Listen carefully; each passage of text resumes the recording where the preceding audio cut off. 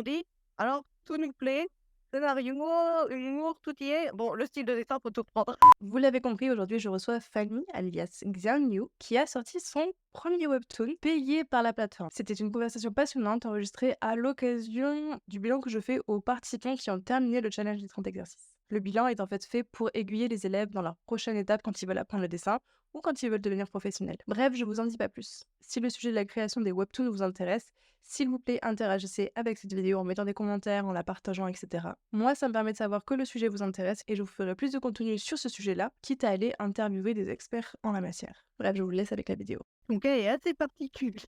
Récemment, j'ai pris une gifle éditoriale. J'avais déjà eu une première série qui avait été, éditée, en fait, Oh, cool. Ok. sur un webtoon. Est-ce que tu as le nom? Comme ça, je peux regarder en même temps. C'était les Chatterton, très pote des jeux de mots. Et il s'avère que malheureusement, elle a pas pu aller au-delà d'une première saison. Et il s'avère que quand j'en ai envoyé une nouvelle, ils m'ont dit: «Alors, tout nous plaît, scénario, humour, tout y est. Bon, le style de dessin, faut tout reprendre». Et ils m'ont dit: «Si ça bouge pas, non». Assez rapidement, c'est de reprendre tout à zéro, purement et simplement. Puis en fait, je savais pas que Webtoon, il validait un truc. En fait, je pensais que tu pouvais poster ce que tu voulais. C'est la popularité. En fait, ils ont un bac à sable public qui s'appelle le Canva. Donc, il y en a quelques-uns qui se démarquent et les éditeurs contactent directement pour dire: «Oui, ça nous plaît, on aimerait bien vous éditer». Mais en fait, c'est plus généralement la voie classique. On envoie un dossier, Ok. ils mettent 1 ou 2 mois à répondre pour une édition dans les 2 mois suivants. Enfin, dans les appels. Voilà, c'est pas comme, là, ça a été clairement un non pour le deuxième. Et donc, pour le premier que tu as sorti, c'est par cette voie-là que tu es passé. Voilà, c'est ça. J'avais commencé à publier dans le bac à sable, le Canva, pour voir si ça plaisait déjà auprès d'un public. Ouais. Et il y avait pas mal, de lecteurs qui s'accumulaient. J'en avais, je crois 500 le 1er mois. Ok, Donc cool. j'ai tenté un dossier et il s'avère que c'est passé à ma grande surprise. Ça veut dire que tu passes sur une autre section, c'est ça, de Webtoon? Voilà, c'est créateur original, sont rémunérés, forfaitairement par épisode. 2 épisodes de 30 cases par semaine, donc c'était assez intensif. Donc il y a tout intérêt à commencer avec de l'avance parce qu'on se fait très vite dépasser et ça a été, comme on peut dire, l'erreur de débutant. J'ai mangé toute ma marche bien. Donc les 3 derniers mois ont été assez, épiques. Parce que du coup, ils te signent pour une durée déterminée, en fait. Voilà, pour un nombre d'épisodes précis, donc j'en avais pour, presque 70 épisodes. Où ça a duré 7 mois, 7-8 mois non-stop, du mois d'août dernier à ça s'est terminé au à mars, avril environ. Et ça, du coup, ça te suffit pour vivre ou tu as besoin d'avoir un autre métier à côté? Ah non, c'est clairement à temps plein. Pour moi, ça paye assez bien. Je sais pas ce que pensent d'autres auteurs, mais il faut avouer que le rythme de production, si on n'est pas préparé à l'avance, on peut être très vite dépassé, ça peut vite devenir infernal si on n'est pas préparé. Si c'est très détaillé ce que tu fais, ben, du coup, c'est vrai que tu vas avoir très rapidement, tu vas être très vite dépassé, tu ne pourras pas tenir la durée, quoi. Donc, oui, oui, trop bien. Je vais le lire, du coup, hein, je l'ai mis de côté, je lirai ton webtoon. Tu es la première personne qui a fait un webtoon, du coup, c'est pour ça que je trouve ça cool. Ok, donc si je comprends bien, tu as fait un premier webtoon, ça a bien marché, ça t'a permis de vivre, puis tu as voulu en lancer un deuxième, et là, ils t'ont dit, ben, en fait, c'est cool, on aime beaucoup, mais par contre, il faut retravailler ton dessin parce que le dessin ou le style convient pas. Pour eux, il y avait beaucoup de choses qui allaient pas. Ils le trouvaient, trop moche, la première version. OK. La fille, de l'histoire était clairement pas assez jeune pour eux. Les vêtements, j'avoue que la remarque était pertinente. Je mettais absolument pas des habits à la mode. Je mettais généralement des habits, très standards, en fait. Panel de personnages secondaires, ça, ils me l'avaient pas traité. Je pense, personnages qui se démarquaient pas assez dans la première histoire, je pense. Est-ce qu'ils sont un peu pareils, du coup, les persos? La fille, il disait, on dirait la sœur du personnage principal de la première.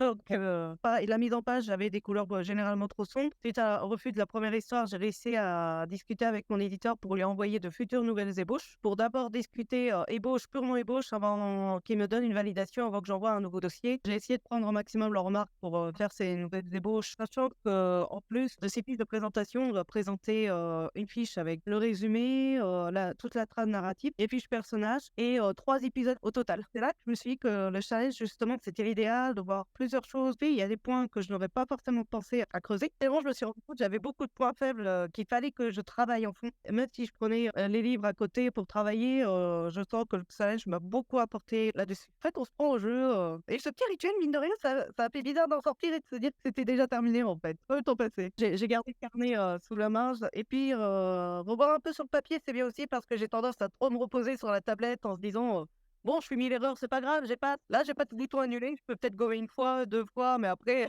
ça va». Donc ça m'a forcé aussi à me discipliner, qui m'a beaucoup surpris. Je suppose comme beaucoup de personnes, c'est le jour 1 et le jour 30. Il est super impressionnant, je sais pas. J'avoue que la différence est violente entre les 2 dessins. Quand j'ai fait le comparatif, ah oui quand même. C'est clair, non, ça n'a rien à voir. C'est fou. Plus t'avances dans le challenge et plus tu te rends compte en fait de tes erreurs quand tu reprends les anciens dessins et que tu les regardes. C'est pour ça que je dis toujours, quand vous avez fini un exercice, c'est mieux de le mettre de côté ou vous revenez pas en arrière, quoi. Bon, voilà, c'était un peu ça le 1er jour. Non, c'est Bon, on fait une silhouette humaine, mais je suis un peu dans mon style, ça va le faire, ça l'a pas fait. Bon, c'est vrai que le challenge m'avait fait rendre compte, de l'observation, du coup, je trouve également une très bonne mise en bouche. Je me suis rendu compte que j'avais pas mal de faiblesses là-dessus. Ça permet aussi de faire des piqûres de rappel, ça fait jamais de mal. l'observation, elle est déjà mieux, quoi. Ça se voit, quoi. Juste en 30 jours, déjà, t'as extrêmement progressé, quoi.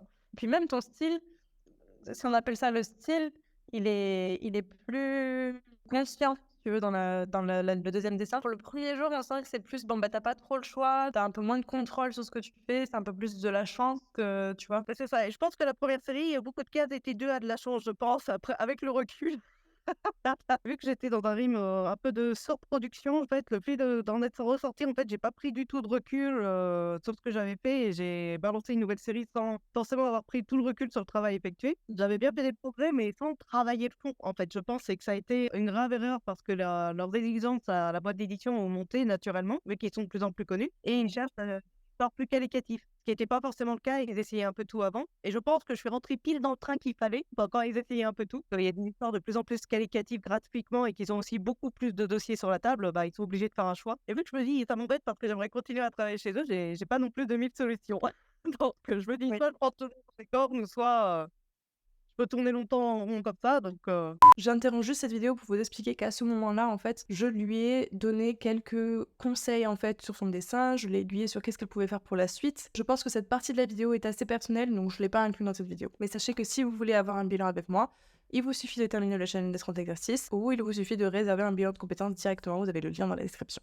Donc, à mon avis, ça va être vraiment ces deux stratégies. Stratégie A, travailler tes fondamentaux, tes basiques. Ça va être vraiment travailler ton dessin d'observation, ton dessin au volume. Honnêtement, tu peux laisser passer tout le reste pour l'instant. Tu y reviendras plus tard, mais pour l'instant, le vrai focus, ça va être ton dessin en volume et ta perce. Et en parallèle, ça va être plus travailler ton style, mais ça sera plus temporaire.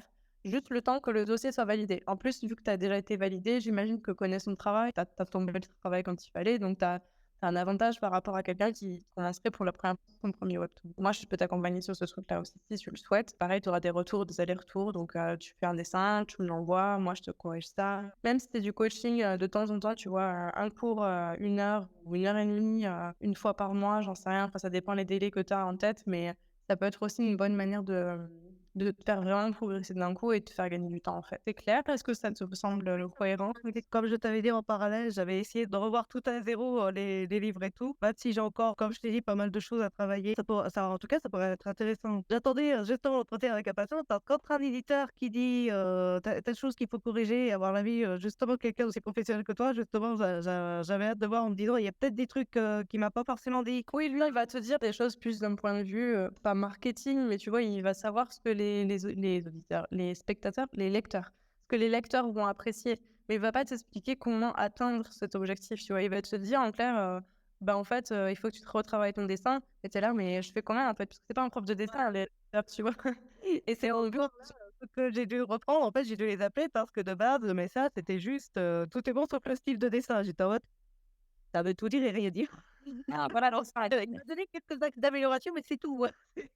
Après, c'est normal, ils sont pas non plus dessinateurs, c'est pas non plus leur job, mais d'un autre côté, quand on essaie de trouver les réponses par soi-même, bah, c'est parfois pas si évident, ou parfois on se dit: «Bien sûr que mon dessin est parfait», alors pas du tout.